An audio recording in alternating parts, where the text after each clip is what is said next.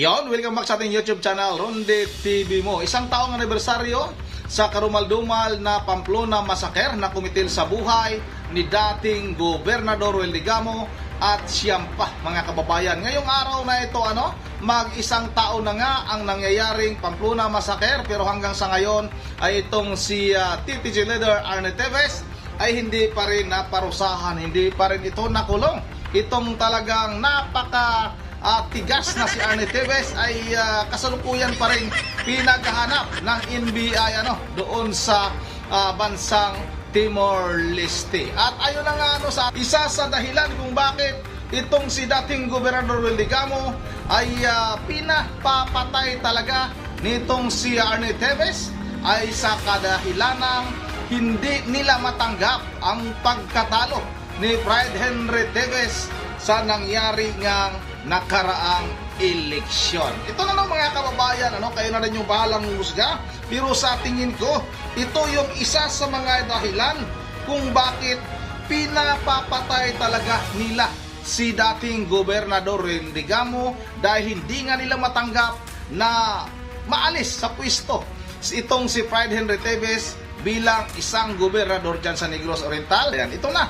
Huwag na natin itong patagalin. Sabay-sabay na natin itong panoorin. Pagtakbo muli ni Governor Roel Digamo ay tila ba hindi na pinaboran ng panahon. Sa pagkakataong ito, talo si Governor Digamo sa kanyang katunggali na galing sa Nationalist People's Coalition na si Bayawan City Mayor Pride Henry Teves na kapatid ni Negros Oriental 3rd District Representative Arnolfo Teves Jr. o mas kilalang Arnie Teves. Sa naturang bilangan, malinaw na lumamang ang kampo ni Teves kontra kay Digamo ng halos 20,000 boto. Talagang umabot pa sa kaguluhan ang naging pag-upo ni Pride Henry Teves sa kadahilanan ng ayaw pagbaba ni Roel Digamo na siyang incumbent governor sa panahong iyon. Ngunit ang pagkakaupo ni Pride Henry Teves bilang gobernador ng Negros Oriental ay tila ba naging kontrobersyal at hindi tinantanan ni Roel Digamo. Ito ay sa kadahilanan ng naturang parehong kapangalan ni Roel Digamo na tumakbo ring gobernador ng Negros Oriental. Bago pa man nangyari ang halalan, una nang nagpetisyon si Roel Digamo na tanggalin ang kapareho niyang pangalan sa pwestong gobernador at gawin itong nuisance candidate. Ngunit ang petisyon ay hindi rin nabigyan ng agarang aksyon hanggang tuluyan na ngang napasama sa mismong balota ang isa pang Digamo. Ngunit napababa man sa pwesto si Roel Digamo, umapila pa rin ito sa COMELEC ukol sa sinasabing nuisance candidate na kung wala lang daw ito, malamang sa malamang panalo si Roel Digamo bilang gobernador ng Negros Oriental. Hanggang lumipas ang 4 na buwan mula nang maupo si Governor Pride Henry Teves, tila ba bumaliktad ang sitwasyon at pinanigan ng COMELEC si Roel Digamo sa kanyang petisyon na gawing nuisance candidate ang isa pang Digamo. Ngunit nang sa di malaman lamang dahil ang lahat ng botong nakuha ng isa pang Digamo na idineklara bilang nuisance candidate ay itinapal sa botong nakuha ni Roel Digamo. Kung kaya't sa mga panahong iyon nang isinagawa ang recount, dito na lumamang si Roel Digamo kontra kay Pride Henry Teves ng 3,000 boto. October 3, 2022, tuluyan nang idineklara ng COMELEC ang desisyon kung saan opisyal nang nanalo si Roel Digamo sa posisyong gobernador. Kasunod na araw, October 5 kasalukuyang taon, nanumpa na rin si Digamo sa harap mismo ni Pangulong Bongbong Marcos sa palasyo ng Malacanang. Ngunit nagmatigas si Pride Henry Teves sa naturang pagpapababa sa kanyang pwesto bilang gobernador ng mga panahong iyon, kung saan naghain pa ito ng co-warrant of petition sa Korte Suprema upang labanan ang naging desisyon ng COMELEC. Ngunit kalaunan lumambot rin si Pride Henry Teves at voluntaryong binitawan ang posisyon sa pagkagobernador. Sa paglipas ng humigit 5 buwan mula nang maihain ang co-warrant of petition sa Korte Suprema sa mismong araw ng puso, February 14, 2023, tila ba kumuho ang mundo nito nang madismiss at ibinasura ng Korte Suprema ang mga naging apela ng kampo nila Henry Teves. Bagay na tila ba malabo nang makuha pa muli ni Henry Teves ang posisyon sa pagkagobernador. At sa loob ng halos 5 buwang panunungkulan ni Governor Roel Digamo mula nang maupo ito sa pagkagobernador matapos mapababa si Henry Teves, March 4, 2023 bandang alas 9:30 ng mapayapang umaga sa mismong residence ng mga Digamo. Pinasok ng mga armadong grupo ang compound ni Governor Digamo sa Pamplona, Negros Oriental. Ang mga armadong grupo ay binubuo ng 10 kalalakihan na talagang may bitbit na matataas na kalibre ng baril. Sakay ang mga ito sa isang Mitsubishi Montero, isang pick-up at isang Mitsubishi Pajero. Sa mga oras na iyon kung saan abala ang mismong gobernador sa pag-aasikaso ng iilang mga residenteng humingi ng tulong pinansyal, makikita sa CCTV footage ang pagdating ng 3 sasakyan sa mismong harapan ng gate sa compound ni Governor Digamo. Agaran ring bumaba ang mga armadong kalalakihan, ngunit hindi ito diretsong pinapasok ng mismong gwardya sa kadahilanan na tila ba iba ang naging kilos ng mga ito.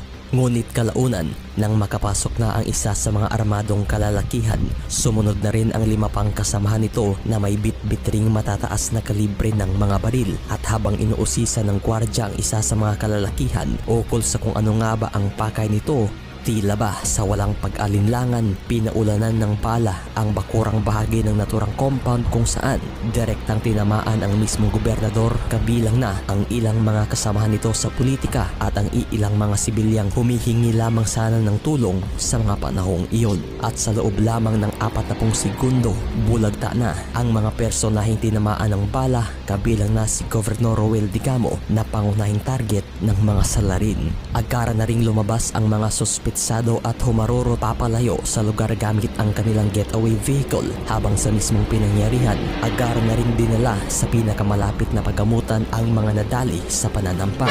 Ngunit bandang alas 11:41 ng umaga, tuluyan nang idineklara ang pagkasawi ni Governor Roel Digamo.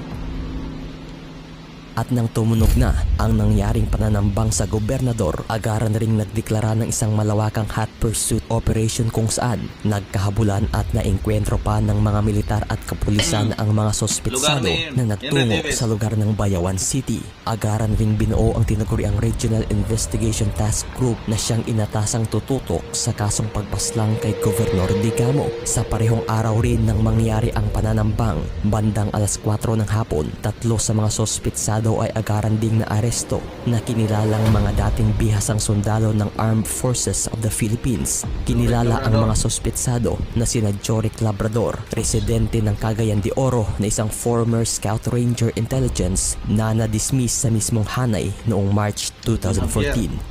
Pangalawa ay kinilalang si Joven Javier na tobong Negros Oriental na isa ring former member ng Scout Ranger Intelligence at kabilang rin sa Elite Light Reaction Regiment Forces, ngunit dishonorably dismiss rin ito noong January 2018.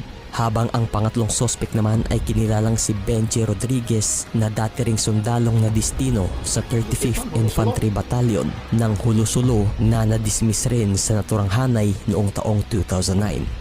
Isa sa mga sospetsado rin ay hindi maswerte at talagang nasawi sa naturang inkwentro. Isa sa nakita nating dahilan kung bakit pinapapatay ni dating Congressman Arne Teves itong si dating Gobernador Digamo, dahil hindi matanggap ng kanilang pamilya ng magkapatid na itong si Ferdinand Teves at Arne Teves na imbes na nalo na sila sa ginawa daw na eleksyon, pero nung umapila nga itong si dating Gobernador Digamo ay nagdesisyon yung kumilik na panalo itong dating Gobernador Roel Digamo na kanilang pinapapatay, mga kababayan. At ngayong araw nga na ito ay inaalala nga ng ating mga kababayan dyan sa Negros Oriental ang 1 taong anibersaryo ng talagang karumal-dumal na pangyayari na tinatawag nating Pamplona Massacre. Yun ang dito lang muna. At bago tayo magtatapos, sana nga ay itong si Arne Teves ay nandoon na yung NBI siguro, kasi sabi ni Secretary Boying Remulla ay papunta na yung NBI doon sa Timor-Leste para sunduin itong si Arne Teves, dahil napakabigat na daw ng malita ni Arne Teves. Ang dami na ng gamit na naipon sa Timor-Leste, kaya pinasusundo na ni Secretary Boying Remulla sa NBI. Yun ang pagkita magtatapos ay mag-shoutout muna tayo, ha. Shoutout kay Romeo Ensorio, shoutout kay Park 3 with 38. Shout out rin kay Ma'am Joyce ng Japan, kay Ana Salunga, shout out kay Zubi Pardelia, shout out kay Ricardo Hansin, kay Ma'am Caroline Kawakami ng Japan, kay Ma'am Bergeva Religious ng El Nido, ng ano ba ito, si Ma'am Bergeva Religious ng Pulilan, Bulacan pala. Shout out kay Robert Tawada ng El Nido, Palawan. Shout out na rin kay Timothy Jordan. At shout out na rin kay Jojo Joso Jr., kay Asusina Hayrusa, shout out kay Marilo Tim, shout out kay Irlinda Stanton, shout out kay Trabajador Mix Vlog, kay City Saliha Baguan, shout out idol, kay Elisa Borby, shout out idol, shout out na rin kay Agagon Edwin, at kay Ma'am Joyce Kines ng Singapore, shout out. Yun ang hapon natin si Ada Romaldo, at hanggang dito lang muna. At once again, this is Ronde TV mo. Ingat lahat. God bless bawat isa sa atin.